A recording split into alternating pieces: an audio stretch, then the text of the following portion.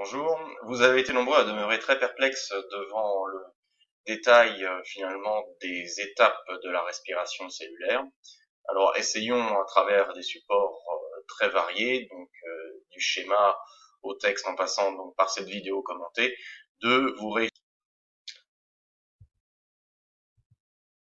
Commençons donc par rappeler le but de la respiration cellulaire, c'est d'oxyder de la matière organique, le glucose le plus souvent, pour régénérer de l'énergie, de l'ATP, donc petite molécule énergétique, vecteur d'énergie universelle dans le monde vivant.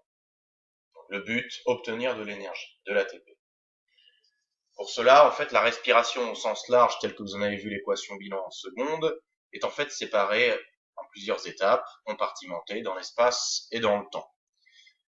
La première partie, en fait, de la respiration au sens large est un préalable indispensable à ce qui va se passer dans la respiration de la mitochondrie.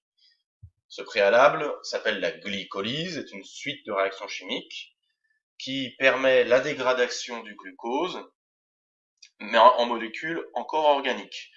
On n'a pas complètement détruit, oxydé le glucose, puisqu'on n'obtient pas encore du CO2, c'est-à-dire de la matière minérale. Cette oxydation incomplète du glucose a lieu dans le cytoplasme. Elle permet la libération en bilan de 2 ATP et de 2 coenzymes au pouvoir réducteur R'H2.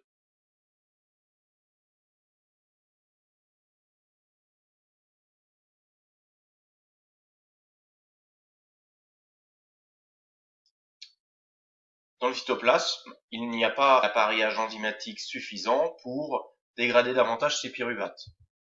Aussi sont-ils transférés vers la mitochondrie, et plus précisément vers son espace interne, l'équivalent du cytoplasme de la mitochondrie, qu'on appelle la matrice, où là ils seront oxydés de manière totale par une suite de réactions chimiques qui s'appelle le cycle de Krebs.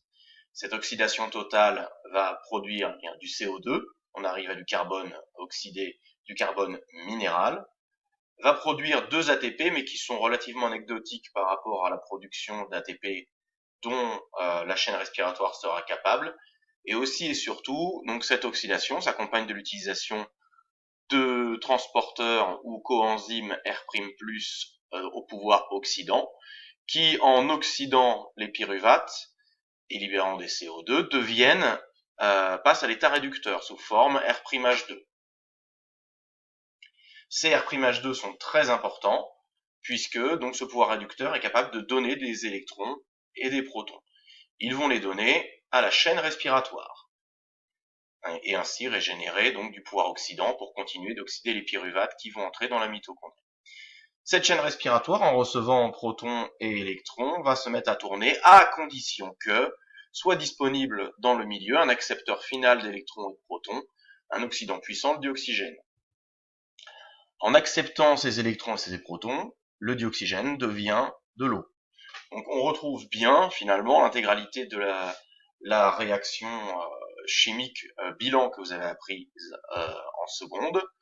Glucose plus dioxygène pour les réactifs donne bien CO2 plus H2O plus énergie. Parce que quand cette chaîne respiratoire fonctionne, c'est-à-dire qu'il y a des donneurs de protons et d'électrons R'H2 générés par le cycle de Krebs et un accepteur final de protons et d'électrons O2 qui devient de l'eau, alors se produit, donc selon des mécanismes qui ne sont pas étudiés au lycée, une très grande quantité d'ATP.